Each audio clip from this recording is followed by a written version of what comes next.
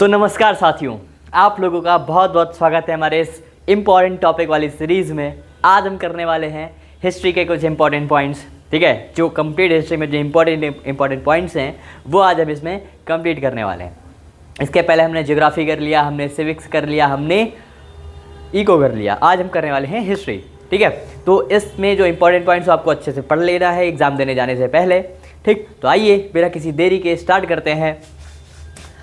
क्या हुआ, ये देखो हमारा क्या भाई टेलीग्राम चैनल है। अगर आपको ज्वाइन होना है, आपको कोई क्वेरी हो, कोई डाउट हो या मेरे से डायरेक्ट कनेक्ट होना है तो आप यहाँ पे कनेक्ट हो सकते हैं। ठीक, अब देखो यहाँ पे लड़की और लड़के क्या सोचते हैं एग्जाम के टाइम पे। लड़कियाँ कहती हैं भैया कि हमारा जो क्वेश्चन है कहीं सिलेबस से बाहर ना जाए। लड़के क्या कहते हैं कि हमारा जो रोल नंबर है वो कहीं फर्स्ट डेस्क पे ना पहुँच जाए। ठीक है, ये टेंशन अलग ही रहती है ना। आगे कहते हैं भाई देखो सिंपल सा है, the rise of nationalism in Europe. Europe में राइज ऑफ नेशनलिज्म कैसे राइज हुआ, मतलब कि नेशनलिज्म होता क्या, पहले ये बताओ। व्हाट इज नेशनलिज्म, बताओ भाई व्हाट इज नेशनलिज्म। तो देखो क्या था बेटा कि nationalism means feeling of unity. Feeling of unity मतलब कि एक यूनिट होने का फील होता है। ठीक है, and love for one's nationals and believing that person within the same culture, languages and history belong one nation. क्या हुआ, नेशनलिज्म का मतलब क्या होता है बेटा कि एक तो यूनिटी का मतलब हुआ, मतलब कि क्या हुआ कि इसमें आप एक यूनिट मानते हो अपने आप को, सबको एक समान मानते हो, एक जैसा मानते हो, उससे हम क्या बोलते हैं यूनिटी। जिसमें आपका जो क्या है, आपको अपने देश के लिए क्या हो, लव हो, मतलब कि आपको अपने देश के प्रति प्रेम हो। ठीक है, आप सेम कल्चर के हो, लैंग्वेज आपके अधिकतर सेम हो, आपके जो हिस्ट्री बैकग्राउंड है वो भी सेम हो। ठीक है, तो उसे हम क्या बोलते हैं नेशनलिज्म। ठीक है, जैसे सिंपल सा है, अगर इंडिया में नेशनलिज्म बोला जाए भैया कि अगर देखो सिंपल सा नेशनल एंथम बजता है या नेशनल फ्लैग अगर आप देखते हो तो आपके अंदर ऐसा लगता है भाई कि हम कहाँ पर हैं, इंडिया में है ना, इंडिया में है। अगर किसी भी इंडिया में किसी भी लोगों से अगर कोई से भी किसी से भी अगर आप पूछ लो कि आप कहाँ के हो तो पहले तो बोलेगा भैया अपने स्टेट बोलेगा, हम गुजरात के, महाराष्ट्र के, कहाँ के हैं। लेकिन बाद में क्या बोलता है वो, बाद में बोलेगा भैया कि हम इंडिया के हैं। पूछता है कौन से देश के, हम इंडिया के हैं। ठीक है, अगर देखो ये तो इंडिया यहाँ पे रहेगा तब इंडिया बोलेगा हम गुजरात के हैं, महाराष्ट्र के, यहाँ के, वहाँ के। ठीक है, लेकिन अगर आप बाहर किसी देश में जाते हो तो आपसे कोई पूछते हो तो आप क्या बोलते हो, हम भैया इंडिया के हैं। ठीक है, आप क्या बोलते हो, आप चाहे हिंदू हो, मुस्लिम हो, सिख, ईसाई हो, आप किसी भी स्टेट के हो, किसी भी धर्म के हो, कुछ भी हो, लेकिन आप जाके बाहर बोलते हो क्या कि हम क्या है, इंडियन हैं। क्या बोलते हैं आप, इंडियन बोलते हो ना। तो ये सब क्या होता है, आपका नेशनलिज्म ही होता है। क्या होता है बेटा आपका नेशनलिज्म। ठीक है, अब देखो सिंपल सा ये नेशनलिज्म आया कहाँ से, सिंपल सा तो आपने देखा फ्रेंच रेवोल्यूशन आपने 9th में अच्छे से पढ़ा होगा, लुइस 16 इन सब के बारे में अच्छे से पढ़ा होगा ना। तो आपने देखा जब लुइस 16 हटाया गया था उसके बाद वहाँ पे क्या गया था, रिपब्लिक बन गया था फ्रांस। ठीक है, तो जब रिपब्लिक बना, फ्रेंच रेवोल्यूशन हुआ तो लोगों तक क्या मैसेज गया, लोगों तक ये मैसेज गया कि भैया फ्रांस क्या है, अब तो भाई वो फ्री हो चुका है, रिपब्लिक हो चुका है। ठीक है, क्या है, the French revolution 1789 ended monarchy and promoted. ठीक है, यहाँ पे देखो 1789 में मोनार्की खत्म हो गई। ठीक है, मतलब कि जो राजाशाही था वो खत्म हो गया। अब क्या आ गया बेटा, अब वहाँ पे आ गई है रिपब्लिक आ गया था। मतलब कि वो क्या प्रमोट कर रहे थे, वो इक्वलिटी, मतलब कि कह रहे थे कि हम लोग क्या, हमारे यहाँ पे इक्वलिटी है, कोई भी किसी के साथ भेदभाव नहीं होता है। जैसे उससे पहले आपने देखा कि इक्वलिटी नहीं थी, 3 स्टेट में बटे थे, फर्स्ट सेकंड थर्ड में। ठीक है, तो वो सब खत्म हुआ, इक्वलिटी लेकर आया यहाँ पे। दूसरा क्या हुआ, लिबर्टी यहाँ पे हुई। लिबर्टी मतलब कि फ्रीडम है, लोग क्या फ्री हैं। ठीक, उसके बाद यहाँ पे फ्रेटर्निटी मतलब कि भाईचारा यहाँ पे रखा गया। मतलब कि ऐसा नहीं है कि लोग एक दूसरे से भेदभाव कर रहे हैं, नहीं भैया हम भाईचारा है, एक फैमिली जैसे हम यहाँ पे रहेंगे। ठीक है, तो people start seeing themselves as a citizens. अब यहाँ पे फ्रांस के जो लोगों को लोग सिटीजन्स के हिसाब से देख रहे थे, वहाँ के नागरिक के हिसाब से देख रहे थे, किसी किंग के सबऑर्डिनेट या सब्जेक्ट नहीं देख रहे थे, मतलब किसी किंग के गुलाम नहीं देखे जा रहे थे। वहाँ पे लोग अब किस नज़र से देखे जा रहे थे कि सिटीजन है यहाँ के, क्या है यहाँ के सिटीजन है, किसी राजा के गुलाम नहीं है। ठीक है, तो ये हमारा फ्रेंच रेवोल्यूशन, ये सारे मैसेज फैलाए सब में। ठीक है, उसके बाद क्या आता है, यहाँ पे एक आता है इंसान नेपोलियन। नाम सुना होगा, नेपोलियन बोनापार्ट, है ना, बहुत अच्छे से सुना होगा। अब नेपोलियन आया, नेपोलियन ने देखो आते ही कुछ चेंज किया। उसने क्या करा बेटा, कुछ चेंजेस करा, जिससे कुछ अच्छे चेंजेस भी थे और कुछ बेकार भी थे। ठीक है, जो लोगों को कुछ अच्छे भी लगे, लोगों को कुछ बेकार भी लगे। देखो सिंपल सा है, उस कोड को मतलब उसने आते ही एक कोड लगाया जिसको हमने क्या बोला, कोड ऑफ 1804। क्या बोला हमने, कोड ऑफ 1804।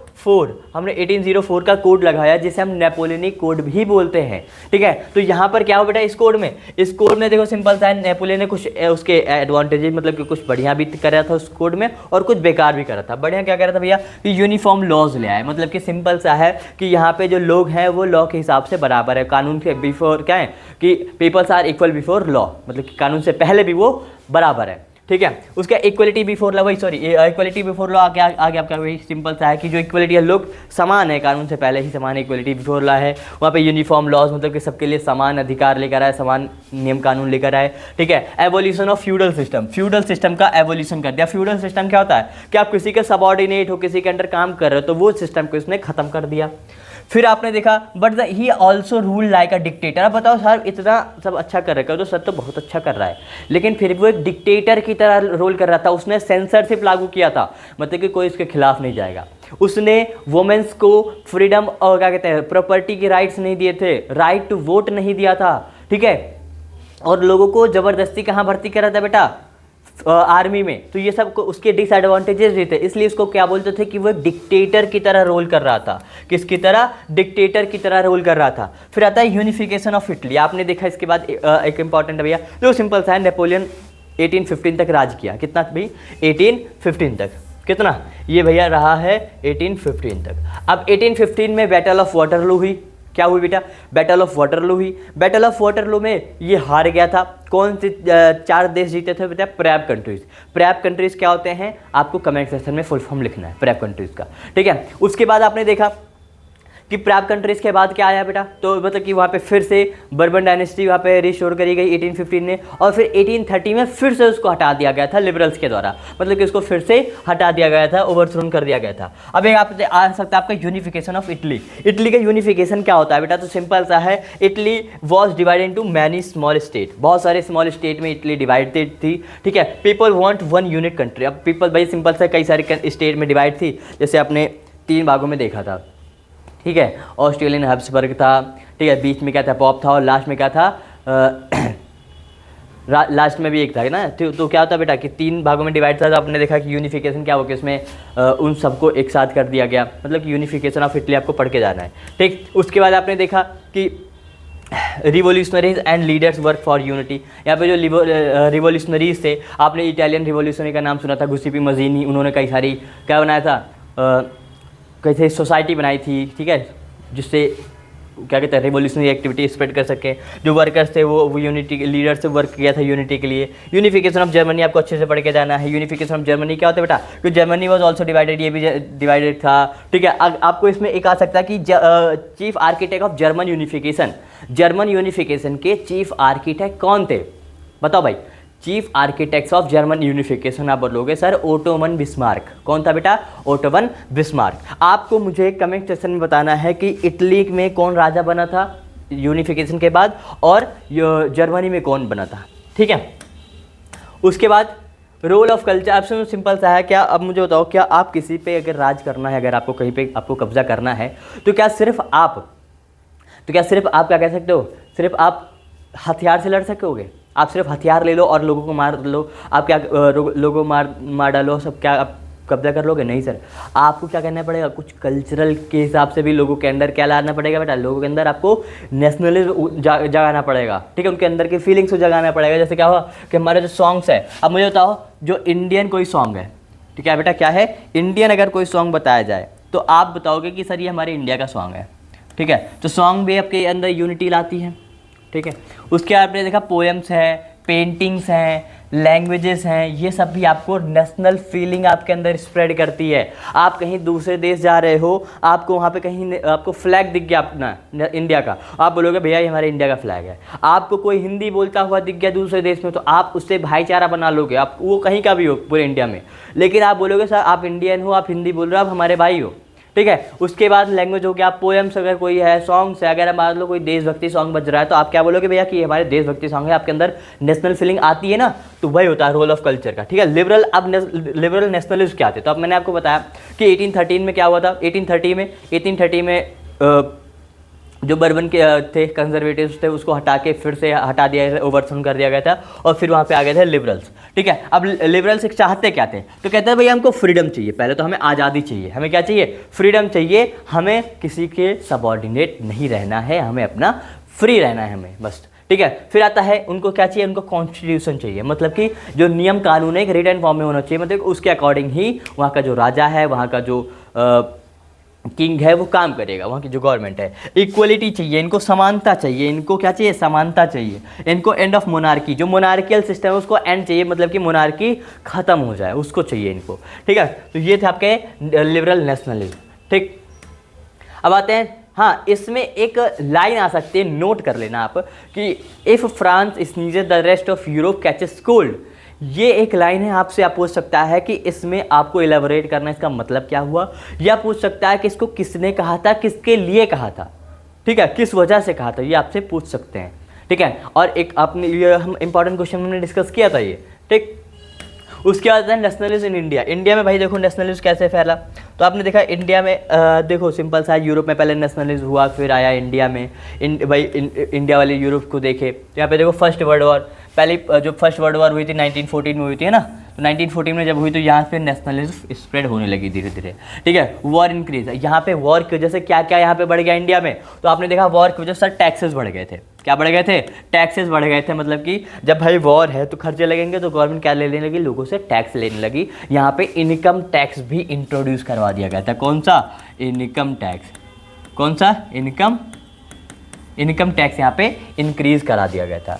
ठीक है, कहाँ पे, आपके इंडिया में। फिर जो प्राइसेस थे, हर एक गुड्स के प्राइसेस भी क्या हो गए थे बेटा, बढ़ गए थे, मतलब कि प्राइस इंक्रीज हो गया था due to the world war. ठीक है, पोवर्टी थी, पोवर्टी बढ़ गई। बताओ, मुझे बताओ कि जब ज़्यादा पैसे, मतलब कि प्राइस बढ़ जाएगा हर एक चीज़ का, एम्प्लॉयमेंट कम हो रहा है, खर्चे बढ़ रहे हैं, तो लोग की गरीबी भी बढ़ जाएगी ना, उनको एम्प्लॉयमेंट नहीं मिलेगा। उसके बाद आपने देखा this made the peoples angry and united against the British rule. अब मुझे बताओ, कोई भी अगर नियम, कोई भी अगर सरकार अगर वो सही से रूल नहीं कर पा रही, तो जो लोग हैं वो परेशान हो जाएंगे, और परेशान होने की वजह से वो एक यूनिट बना देते हैं कि भाई इस गवर्नमेंट को हमें हटाना है। ठीक है, तो ये चीज़ यहाँ पे देखा गया। उसके बाद गांधीयन एरा क्या था बेटा, तो Mahatma Gandhi brought non Corp, देखो सिंपल सा है, महात्मा गांधी कब आए भैया, इंडिया कब आए थे, ये 1815 में आए थे। कब आए थे बेटा, 1815 में आए थे। अब 1815 में नहीं, कब आए थे बेटा, ये आए थे आपके 1915 में। 1915 में आए थे, कहाँ से आए थे, 1915 में आए थे साउथ अफ्रीका से। कहाँ से आए थे बेटा, अफ्रीका से आए थे। क्या करने गए थे वहाँ पे ये क्या करने गए थे, वहाँ पे गए थे बेटा सत्याग्रह करने। वहाँ पे भी जो रेशियल डिस्क्रिमिनेशन की जो रेसिस्ट फाइट थी वहाँ पे लड़ने गए थे। ये यहाँ पर आए तो इन्होंने नॉन कॉर्पोरेशन मूवमेंट स्टार्ट किया। इन्होंने क्या किया, यहाँ पे नॉन कॉर्पोरेशन मूवमेंट स्टार्ट किया, सत्याग्रह ये स्टार्ट किया। नॉन वायलेंस से लोगों को प्रोटेस्ट पीसफुली, मतलब सिंपल सा लोग ये वहाँ से आए 1915 में। 1915 में आने के बाद इन्होंने बोला कि आप लोग यहाँ पे जो क्या कहते हैं, पहले तो इन्होंने पूरे कंट्री को घूमा, फिर 3 मेजर इन्होंने क्या करा, सत्याग्रह स्टार्ट किया। पहले कहाँ पे किया, चंपारण सत्याग्रह। ठीक है, कब किया, 1917 में किया। 1917 के बाद इन्होंने दूसरा सत्याग्रह किया, कहाँ पे, ये क्या था, खेड़ा सत्याग्रह। खेड़ा सत्याग्रह कहाँ पर है, गुजरात में किया इन्होंने 1917 में। 1917 के बाद फिर इन्होंने एक और सत्याग्रह किया, कहाँ पे, आपने वो अहमदाबाद मिल स्ट्राइक। कब क्या था, 1918 में। तो सत्याग्रह टोटल कितने थे, कितने टोटल सत्याग्रह थे आपके, इसमें थे टोटल सत्याग्रह 3 सत्याग्रह इन्होंने मेनली आते ही इन्होंने किया। ठीक है, अब उसके बाद में आपसे पूछ सकते हैं चंपारण चंपारण सत्याग्रह किस वजह से हुआ, तो आपने इंडिगो प्लांटेशन नाम सुना था। आप बोलोगे सर खेड़ा सत्याग्रह क्यों हुआ, तो आपने उसमें सुना था कि जो टैक्स ज़्यादा वसूल कर रहे थे या रेंट ज़्यादा ले रहे थे जो ब्रिटिशर्स थे, उनसे रिवेन्यू जो ज़्यादा कलेक्ट कर रहे थे, उसके अगेंस्ट में था अहमदाबाद मिल स्ट्राइक किया था वर्कर्स ने। ठीक है, नॉन वायलेंस इन्होंने बोला कि जो हमारा जो हम प्रोटेस्ट करेंगे और नॉन वायलेंस होगा, अहिंसा हो रहा है, मतलब कि वहाँ पे आपको लड़ाई झगड़ा नहीं करना, आपको पीसफुली प्रोटेस्ट करना है।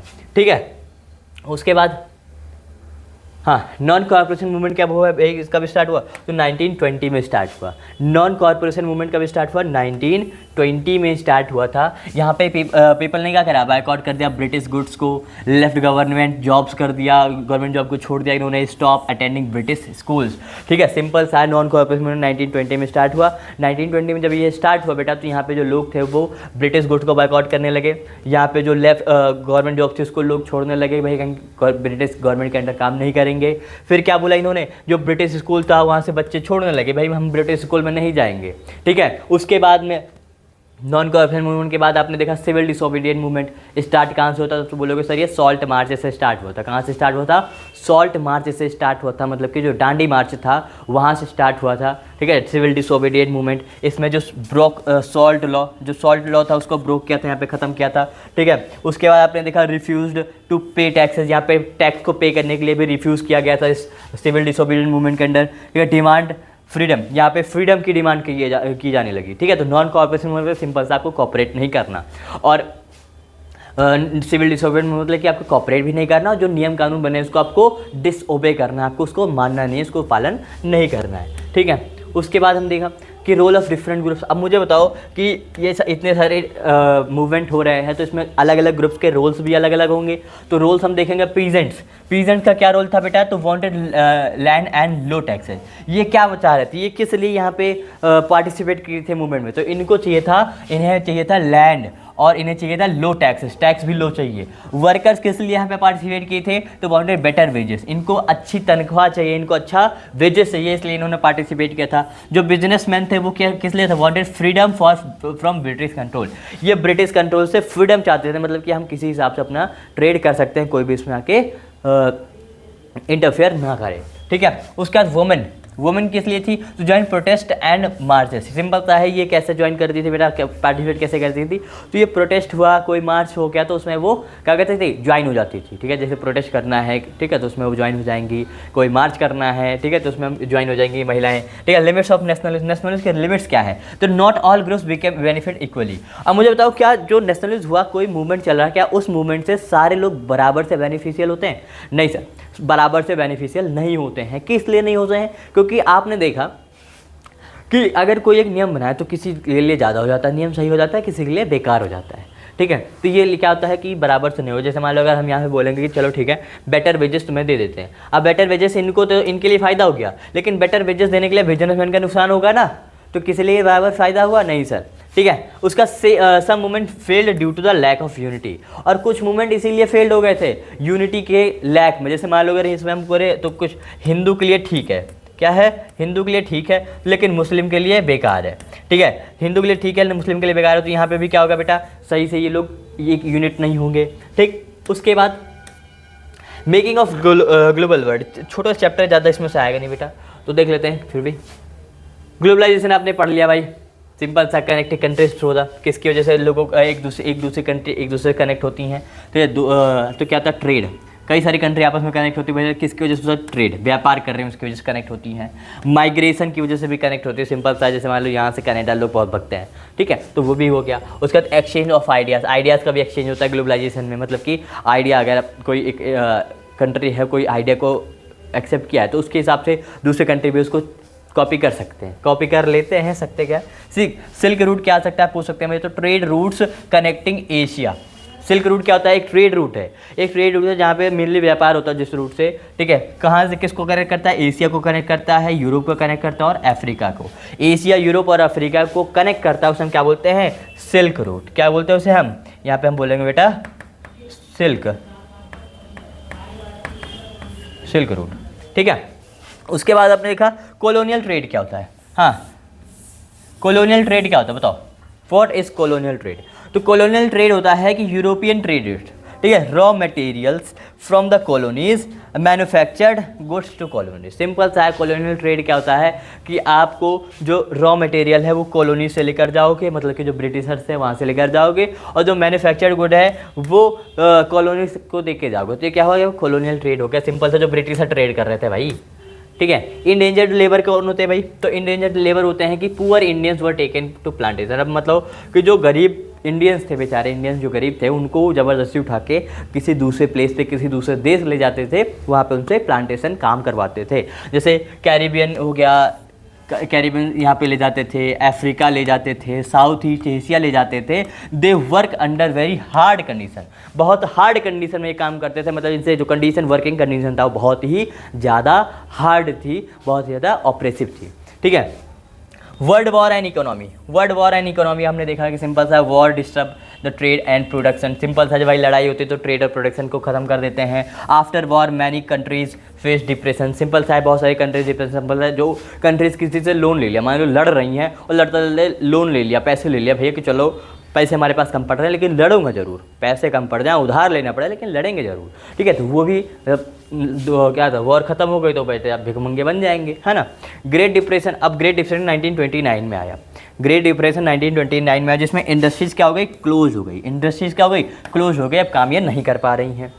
अनएम्प्लॉयमेंट इंक्रीज, यहाँ पे जो बेरोजगारी थी वो बढ़ गई। मतलब कि अब यहाँ पे लोग अनएम्प्लॉयड ज़्यादा हो गए भाई, फैक्ट्री बंद हो जाएगी, जब इंडस्ट्री बंद होगी तो लोग जो वहाँ के काम कर्मचारी होंगे वो भी तो अनएम्प्लॉयड हो जाएंगे, काम तो रहेगा नहीं उनके पास। प्राइस ऑफ क्रॉप्स फेल, अब जो प्राइस ऑफ क्रॉप्स थी वो खत्म हो, मतलब कि कम हो गई। जैसे मैं सिंपल सा, कोई किसान अगर आप अपना फसल बेचना चाहता है तो उसकी प्राइस क्या हो गई, कम हो गई। अब उसको भी नुकसान होने वाला है, होने लगा। ठीक है, उसके बाद हमने देखा print culture and modern world, बहुत इंपॉर्टेंट छोटा सा चैप्टर है ज़्यादा। देखो चैप्टर तो ये बहुत बड़ा है। ठीक है, क्या है बेटा, चैप्टर बहुत बड़ा है लेकिन इस चैप्टर में से उतना ज़्यादा क्वेश्चन भी नहीं पूछा था। मेनली आपको जो 2 चैप्टर थे बेटा, वो आपका था फर्स्ट चैप्टर, सेकंड चैप्टर। ठीक है, इसमें से ज़्यादा ही क्वेश्चन आपके पूछे जाएंगे। ठीक है, इन्वेंशन क्या लिखा है, invention of the printing press. Simple सा है इन्वेंशन, यहाँ पे ये इन्वेंशन है। ठीक है, ये हटा दो। ठीक है, तो invention of printing press, invention of printing press क्या है, book became the cheaper. Simple सा है, पहले सिंपल आपको पहले मुझे बताओ पहले कैसे प्रिंट हुआ करता था। तो आपने देखा सर पहले वुड ब्लॉक टेक्नोलॉजी थी, मतलब कि वुड के ब्लॉक्स थे, उस पर इंक लगाया, फिर उसके पेपर रखा, फिर उसको रब कर दिया। यहाँ पे क्या बन गया बेटा, वो बन गया प्रिंट हो गया। तो उसके बाद हमने प्रिंटिंग प्रेस यहाँ पे आ गया। प्रिंटिंग प्रेस मतलब कि देखो सिंपल सा है कि मार्को पोलो थे, वो वहाँ पे इटालियन यहाँ पे चाइना से इटली ले गए, इटली में बताया कि हमने ये करा, तो उसको इटली वाले ने, यूरोप वाले ने इसको और ज़्यादा मॉडर्नाइज कर दिया, फिर बन गया बेटा आपका क्या, प्रिंटिंग प्रेस। अब प्रिंटिंग प्रेस में क्या हुआ कि यहाँ पे जो प्रिंटिंग प्रेस है, जो बुक बन रही थी बहुत चीप थी, मतलब कि बहुत सस्ती थी। ठीक है, और मोर पीपल कुड रीड। आप बताओ भाई जब प्रिंटिंग प्रेस हो तो ज़्यादा बुक छपेंगी, ज़्यादा बुक छपेंगे तो ज़्यादा बिकेंगी, सस्ते में बिकेंगे और ज़्यादा लोग उसको खरीद सकते हैं, ज़्यादा लोग पढ़ सकते हैं। इम्पैक्ट इन यूरोप, यूरोप में क्या इम्पैक्ट पड़ा, तो स्प्रेड्स ऑफ आइडिया। पहले मुझे बताओ कि अगर आप बोल के किसी तक आइडिया पहुंचा रहे हो या लिख के पहुंचा रहे हो, ज़्यादा सर्कुलेट कौन सा होगा, तो जो आपका लिखा हुआ है वो ज़्यादा सर्कुलेट होगा। ठीक है, तो यहाँ पे क्या हुआ कि जो यहाँ पे प्रिंटिंग आ गई तो वहाँ पे स्प्रेड ऑफ आइडियाज़ का स्प्रेड होने लगा। ठीक है, ग्रोथ ऑफ एजुकेशन, एजुकेशन का ग्रोथ होने लगा। बताओ अब अगर मैं बोलूँ, मैं सिर्फ आपको बोल के पढ़ा दूँ, मैं ना कुछ लिखवाऊँ, ना नोट्स दिखाऊँ, ना ये पीपीटी बताऊँ, सिर्फ कहानी की तरह से बता दूँ, आप तब ज़्यादा करोगे। मान लो अभी तो तुम्हें याद हो जाएगा, बाद में भूल जाओगे, है ना। लेकिन अगर मैं वही लिखवा भी दूँ, आपके नोट्स में लिखवा दूँ, आपको क्या करना है, फिर आप उससे फिर से रिकैप कर सकते हो। तो यहाँ पे एजुकेशन का भी ग्रोथ होने लगा। ठीक है, साइंटिफिक नॉलेजेस आइडियाज़ इंक्रीज। क्या सिंपल था, जो साइंटिफिक नॉलेज थी वो भी इंक्रीज होने लगी। भाई कोई भी खोज करेगा, कोई भी इन्वेंशन करेगा, उसको रिटन फॉर्म में लिख देगा, तो ताकि एक अगर वो ना रहे तो उसके बाद में उसके आइडियाज़ को लोग पढ़ सकें। ठीक है, तो जो साइंटिफिक आइडिया था वो भी स्प्रेड होने लगा। प्रिंट एंड रिफॉर्मेशन, अब यहाँ पे प्रिंट और रिफॉर्मेशन कैसे आया बेटा, तो आपने देखा कि रिलीजियस आइडियाज स्प्रेड इजीली। अब मुझे बताओ कि जो प्रिंट था वो क्या लेकर आया था, तो जो रिलीजियस आइडियाज थे वो स्प्रेड होने लगे। ठीक है, पहले क्या होता था कि अगर आपको कोई आइडियाज स्प्रेड करना है तो आपको बोल के स्प्रेड करना पड़ेगा, और ज़्यादा दूर तक स्प्रेड नहीं होता था। फिर यहाँ पे जब प्रिंट आ गया तो रिलीजियस आइडियाज़ को स्प्रेड करने लगे। रिलीजियस नहीं और भी बहुत सारी आइडियाज़, पॉलिटिकल आइडियाज़ भी यहाँ पे स्प्रेड होने लगी। People begin questioning the churches, अब यहाँ पे चर्च को भी क्वेश्चन करने लगे लोग कि चर्च के जो आइडियाज़ हैं या जो इनके काम करने का तरीका वो बेकार है, क्या है, कैसे है, ये सबको भी यहाँ पे क्वेश्चन करने लगे। ठीक है, अब इंडिया में कैसे प्रिंट आया बेटा, तो इंडिया में सिंपल सा है, पोर्टुगीज़ लेकर आए थे प्रिंट। इंडिया में कौन लेकर आए थे, पोर्टुगीज़ लेकर आए थे। कहाँ पे लेकर आए थे, सबसे पहले बेटा लाए थे गोवा में। कहाँ पे लेकर आए थे, गोवा में। ठीक है, तो न्यूज़पेपर्स एंड बुक्स, यहाँ पे क्या हुआ कि स्प्रेड इन नेशनलिज्म। ठीक है, इस पर न्यूज़पेपर और बुक्स की वजह से नेशनलिज्म फैला हमारे इंडिया में। ठीक है, क्रिएटेड अवेयरनेस। अब मुझे बताओ कोई भी किसी के बारे में अगर आप न्यूज़ पढ़ो, मान लो आप अपने न्यूज़ चैनल देख रहे हो, तो आपके अंदर अवेयरनेस आती है ना कि हमारी सोसाइटी में क्या चल रहा है, क्या नहीं चल रहा है। तो उस हिसाब से न्यूज़पेपर भी जो प्रिंट था वो इंडिया में अवेयरनेस लेकर आ रही थी। ठीक है, सॉरी, अवेयरनेस लेकर आई थी। Encourage social reforms, social reforms को भी इनकरेज करते हैं। जैसे मान लो पहले आपने देखा आपके इंडिया में सती प्रथा चलता था, तो सती प्रथा के ऊपर कई सारे लोग थे, कई सारे राइटर्स, उन्होंने लिखा कि ये सही है कि गलत है, क्या है कैसे, तो उसमें भी लोग इनकरेज हुआ कि सोशल रिफॉर्म करना चाहिए, हाँ भाई बेकार है, ठीक है। वर्निकुलर प्रेसेस क्या बेटा, तो newspaper in local languages help the reaches the communities common people. Vernacular press क्या है बेटा, वर्निकुलर प्रेस है कि एक सिंपल सा है कि ऐसा प्रेस है जो आपके कॉमन लैंग्वेज, आपकी जो रीजनल लैंग्वेज है उसमें भी प्रिंट किया जा रहा था, ताकि आपके जो आइडियाज़ हैं, जो लोगों के आइडियाज़ हैं, वो आपकी भी लैंग्वेज में आप तक पहुँच जाए। मान लो आप बोल रहे हो हिंदी, आपको मैं लाके फ्रेंच लैंग्वेज का न्यूज़पेपर दे दूँ, क्या आप समझ पाओगे? नहीं समझ पाओगे ना, ठीक है। तो यहाँ पे क्या हुआ, वर्निकुलर प्रेस यहाँ पे लोकल लैंग्वेज में प्रिंट करने लगे। फिर सेंसरशिप क्या हुआ कि ब्रिटिश ने देखा कि भैया जो न्यूज़पेपर है ये हमारे खिलाफ ही यूज़ हो रहा है, इसमें आइडियाज़ स्प्रेड किया जा रहा है, इसमें अपने मैसेजेस स्प्रेड किया जाए, तो हमारे खिलाफ ही स्प्रेड हो रहा है, हमारे खिलाफ ही यूज़ हो रहा है। तो उन्होंने सेंसरशिप लगा दिया, रोक टोक लगा दिया कि British try to control newspapers to stop criticism. किसी में इनका जो क्रिटिसाइज कर रहे थे इनको लोग, उसको स्टॉप करने के लिए इन्होंने सेंसरशिप लगा दिया, न्यूज़पेपर पे बैन लगा दिया, ठीक है। तो जो इंपॉर्टेंट थे बेटा वो डिस्कस हो गया है। जो भी कोई पॉइंट रह गया हो, जो आपको समझ ना आया हो, जो भी कोई पॉइंट मैं आपको सोच रहा हूँ कि भाई मिस हो गया है, वो आप कमेंट सेक्शन में बता देना, उसको ज़रूर हम कवर कर देंगे अगली वीडियो में, ठीक है। तो थैंक यू आप लोगों का बहुत बहुत धन्यवाद। ऐसे ही ये सारे वीडियो आपको देख लेना पेपर देने जाने से पहले, ठीक है। और मिलते हैं अगले लेक्चर में। अब अगला लेक्चर आपका होने वाला है मैप करा दूंगा कि मैप से बाहर कुछ आपका नहीं आएगा आपके एग्ज़ाम में, ठीक है। तो बहुत बहुत धन्यवाद, मिलते हैं अगले लेक्चर में, थैंक यू।